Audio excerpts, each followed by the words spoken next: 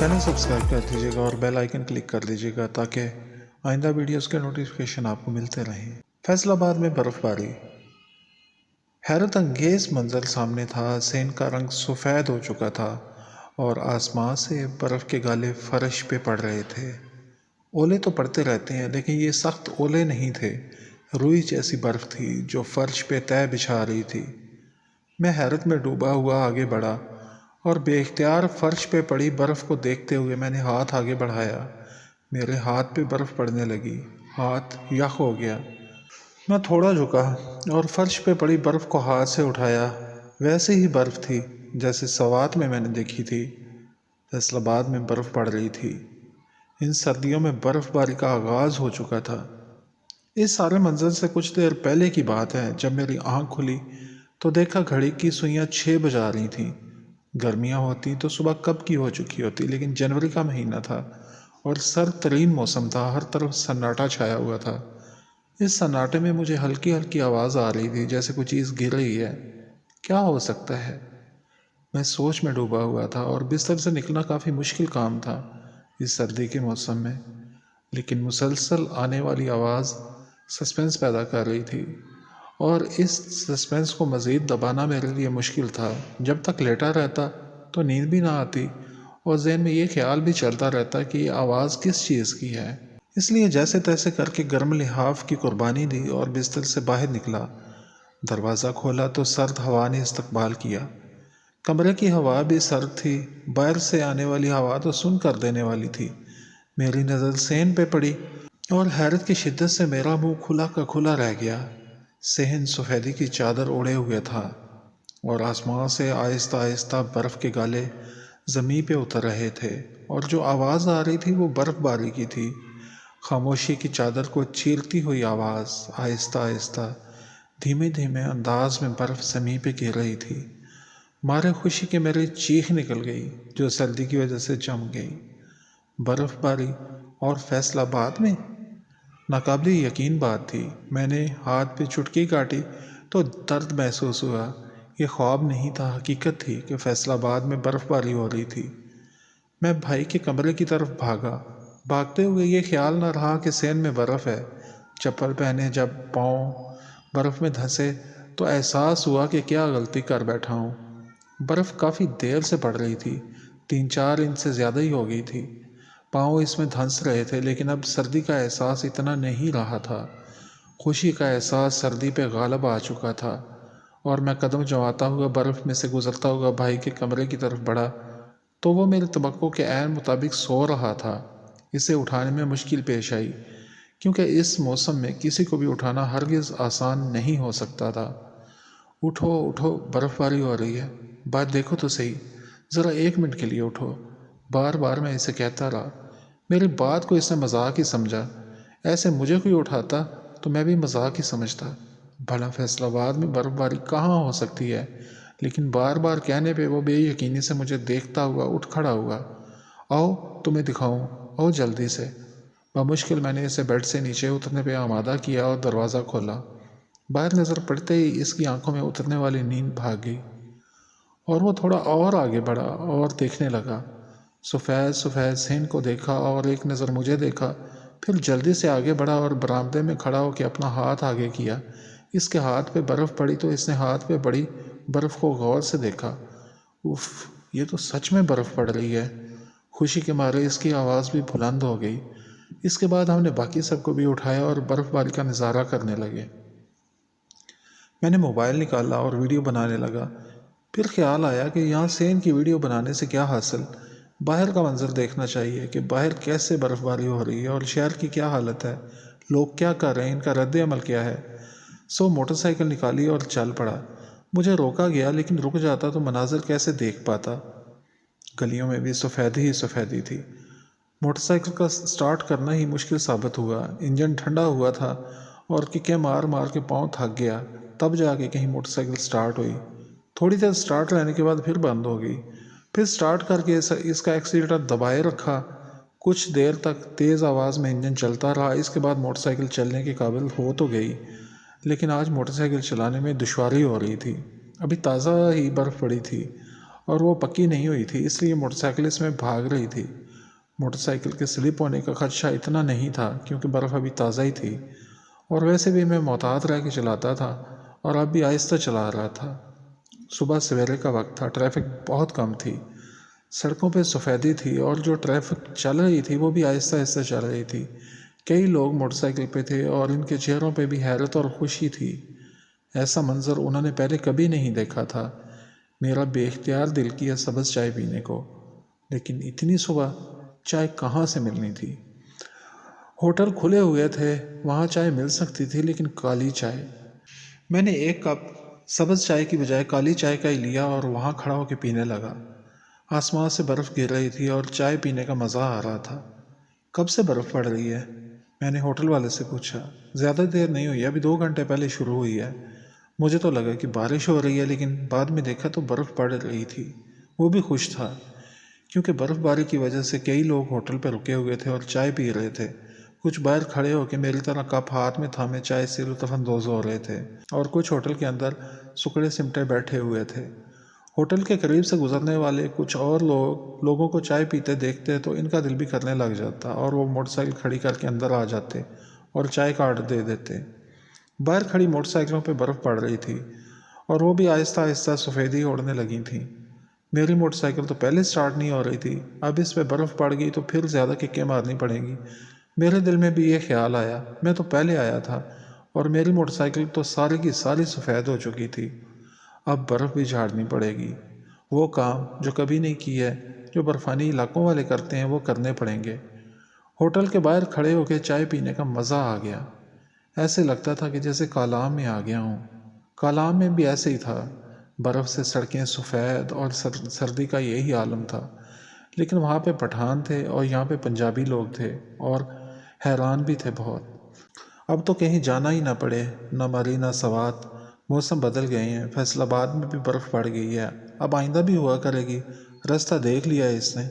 میں نے تبصرہ کیا تو ساتھ کھڑا شخص ہاں میں ہاں ملانے لگا اور بولا، شکر ہے ہم ابھی گئے نہیں، پلان بنا تھا سوات جانے کا اور بس مصروفیت کی وجہ سے ٹالے جا رہا تھا کہ کچھ دن بعد چلتے ہیں، اور اب ارادہ بنا تھا آج ہم نے جانا تھا سوات، لیکن اب تو جانے کی ضرورت ہی نہیں ہے، اب تو برف باری یہیں ہو گئی ہے۔ وہ بھی کافی خوش تھا پیسے بچ جانے پہ۔ اس کی خوشی بجا تھی، پٹرول بھی کافی مہنگا ہو چکا تھا، سوات جانے پہ ہی کافی اخراجات ہو جانے تھے، اور پھر وہاں ہوٹل کے اخراجات اور کھانے پینے کا سارا خرچ بچ چکا تھا۔ میں نے اسے مبارکباد دی تو وہ اور خوش ہو گیا۔ میرا کیا جاتا تھا کہ کسی کی خوشی میں خوش ہو کے اس کی خوشی دوبالا کر دی جائے تو اس میں کوئی حرج تو نہیں، اور میں بھی تو کچھ کم خوش نہیں تھا۔ مصروفیت کے باعث جانا ہوتا نہیں تھا کہیں، اور اب برف باری خود چل کے یہاں پہ آ گئی تھی۔ چائے پینے کے بعد جسم میں کچھ گرمی آئی تو میں آگے چل پڑا۔ چلتے چلتے عبداللہ پور کا پل آ گیا۔ پل کراس کرنا بھی مشکل ہو رہا تھا کیونکہ وہ بھی پورا سفید ہو چکا تھا۔ کچھ لوگ پیدل چل رہے تھے لیکن بمشکل، کیونکہ فیصل آباد میں برف باری پہلی دفعہ ہوئی تھی۔ جہاں مسلسل ہوتی رہتی ہے وہاں تو لوگوں کو چلنے کا تجربہ ہو جاتا ہے اور وہ آسانی سے چل لیتے ہیں، لیکن یہاں پہ ایسا پہلی بار ہوا تھا، اس لیے لوگ محتاط انداز میں چلتے جا رہے تھے، ایسے جیسے کوئی بچہ چلنے کا آغاز کرتا ہے۔ اچانک میرے نزدیک سے آہستہ آہستہ چلنے والا ایک آدمی گر پڑا، دوسرا اسے اٹھانے کے لیے آگے بڑھا تو وہ بھی پھسل گیا۔ دوسرا اسے اٹھانے کے لیے آگے بڑھا تو وہ بھی پھسل گیا اور اس کے ساتھ ہی نیچے گر پڑا۔ لوگ انہیں دیکھ کے ہنسنے لگے۔ عجیب منظر تھا، بجائے انہیں اٹھاتے لوگ ہنس رہے تھے اور وہ بھی شرمندہ شرمندہ خود ہی اٹھ کھڑے ہوئے۔ یہ ہنسی اور خوشی سے بھرپور پہلا منظر تھا۔ اس کے بعد ایسے کئی مناظر میں نے دیکھے، کئی لوگوں کو دیکھا جو چلتے چلتے گر گئے تھے۔ آہستہ آہستہ تجربہ ہوگا برف پہ چلنے کا، ابھی تو گریں گے۔ خود میں بھی بہت احتیاط سے کام لے رہا تھا۔ عبداللہ پور کا پل بہت خوبصورت لگ رہا تھا، پوری طرح سے برف سے ڈھک چکا تھا اور ایسے لگتا تھا کہ جیسے برف کا پل ہو، اور اس پہ چلتے ہوئے انسان بہت بھلے معلوم ہو رہے تھے۔ دور سے دیکھنے پہ ایسے لگتا تھا کہ جیسے وہ کسی پہاڑ کے اوپر چڑھ گئے ہوں اور کچھ اتر رہے ہوں، لیکن یہ پہاڑ بڑا ہموار تھا، سیدھی سڑک نما راستہ تھا اس پہاڑ کے اوپر جانے کا۔ اس پہ قدم جما کے چڑھنا بھی آسان نہیں تھا۔ کچھ بچے تھے جو پل سے تھوڑا اوپر جا کے نیچے کی طرف پھسل رہے تھے، انہوں نے سلوپ بنا لی تھی پھسلنے کے لیے، کچھ لوگ انہیں ڈانٹ رہے تھے کہ ٹھنڈ لگ جائے گی، اتنی سردی میں یہ کیا کام کر رہے ہیں، لیکن وہ بچے ہی کیا جو سمجھ جائیں۔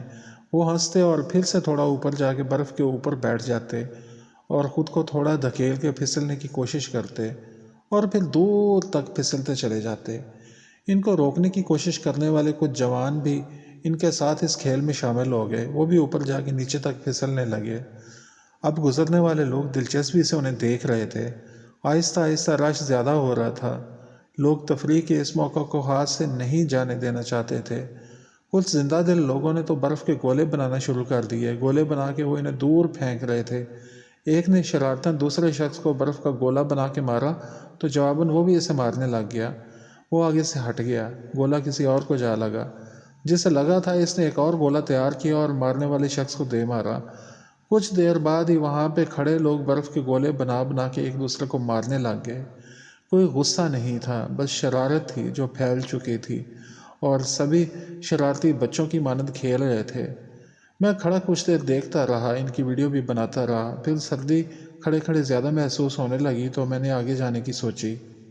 موٹر سائیکل سٹارٹ کر کے پل کے اوپر چڑھانا کوئی آسان کام نہیں تھا، مشکل پیش آ رہی تھی، لیکن آہستہ رفتار سے پہلے گیئر میں چڑھتا چلا گیا۔ اس میں کچھ بچوں نے بھی دھکا لگا کے مدد کی۔ پل اترنے کی دفعہ خطرہ زیادہ تھا کہ کہیں موٹر سائیکل سلپ نہ ہو جائے۔ اگر موٹر سائیکل پھسل جاتی تو موٹر سائیکل کے ساتھ پھسلتا پھسلتا میں بھی نیچے تک گرتا چلا جاتا، لیکن شکر ہے بریک لگا لگا کے آہستہ آہستہ نیچے آ گیا اور کوئی حادثہ رونما نہ ہوا۔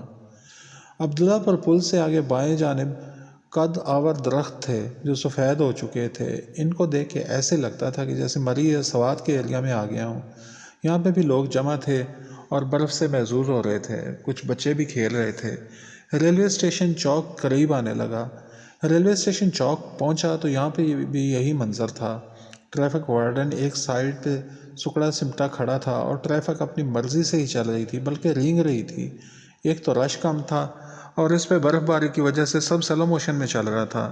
چوک کے درمیان میں چائے کا کپ اور کیتلی بھی برف سے ڈھک چکی تھی۔ کونے پہ بنی خوبصورت مسجد بھی برف کی چادر اوڑھ چکی تھی۔ اس کی بھی میں نے ایک یادگار تصویر بنا لی۔ آج کے بعد پتہ نہیں برف باری ہوتی ہے یا نہیں، لیکن یہ جو مناظر میں دیکھ رہا تھا بہت لاجواب تھے اور پہلی دفعہ ایسے ہوا تھا۔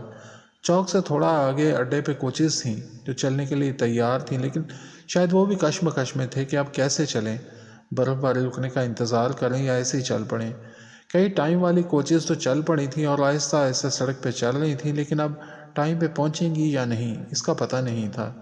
جن علاقوں میں برف باری ہوتی ہے وہاں تو ان کو پیش آنے والے حالات کا پتہ ہوتا ہے اور پھر ٹائروں پہ چین وغیرہ لگا کے لوگ گاڑیاں چلا لیتے ہیں، لیکن یہاں پہ ایسا کچھ نہیں تھا۔ لوگ حیران بھی تھے اور مزے بھی لے رہے تھے، باہر کھڑے ہو کے دیکھ رہے تھے برف باری کو۔ کئی تو برف کو اٹھا اٹھا کے ہاتھوں سے دیکھ رہے تھے، جیسے انہیں یقین نہ آ رہا ہو کہ واقعی برف پڑ چکی ہے۔ میری خوشی کچھ کم ہوئی تو سردی پھر سے لگنے لگ گئی۔ جیکٹ پہن کے آیا تھا لیکن سردی تو جیکٹ میں بھی لگ رہی تھی۔ جدھر بھی جا رہا تھا سڑکیں برف سے بھری ہوئی تھیں اور برف باری مسلسل ہو رہی تھی۔ خود میری جیکٹ کا رنگ بھی سفید ہو چکا تھا۔ میں رکا اور میں نے برف جھاڑی تو دستانے پہننے کے باوجود ہاتھ پھر سے ٹھنڈے ہو گئے۔ جی ٹی ایس چوک میں لگی دھاگے کی ریل اور گولا بھی برف کے گولے کا روپ دھار چکا تھا۔ میرا رخ بازار کی جانب تھا۔ دل کر رہا تھا کہ بازار جاؤں، وہاں دکانیں کھلی ہوں گی اور وہاں سے کچھ آئس کریم کھاؤں۔ آئس کریم کا نام بھی بہت ٹھنڈا لگا، کھانے کے بعد کیا حال ہوتا ہے یہ پتہ نہیں تھا۔ چلتے چلتے گھنٹہ گھر کی طرف بڑھا، سفید سڑکوں پہ ہوتا ہوا کچہری بازار سے اندر داخل ہوا۔ سرکل روڈ پہ بھی دکانیں بند تھیں، ریلوے روڈ کی دکانیں بھی بند تھیں۔ فٹ پاتھ کیونکہ سڑک کے کنارے تھا، دکانوں کے شیڈ تھے، اس لیے وہ برف سے بچا ہوا تھا، باقی سڑک پہ برف پڑی ہوئی تھی۔ وہاں سے آگے کچہری بازار کی طرف گیا تو بازار کی کشادہ سڑک بھی برف آلود تھی۔ رش نہیں تھا، آس پاس دکانیں تھیں تو معلوم ہوتا تھا کہ شہر ہے، ورنہ ایسے لگتا کہ جیسے ناران کاغان کی سڑک ہے۔ دور سے گھنٹہ گھر بھی دکھائی دے رہا تھا اور میری توقع کے عین مطابق گھنٹہ گھر بھی سفید ہو چکا تھا اور ایسے لگتا تھا کہ جیسے کسی نے برف کا گھنٹہ گھر بنایا ہو۔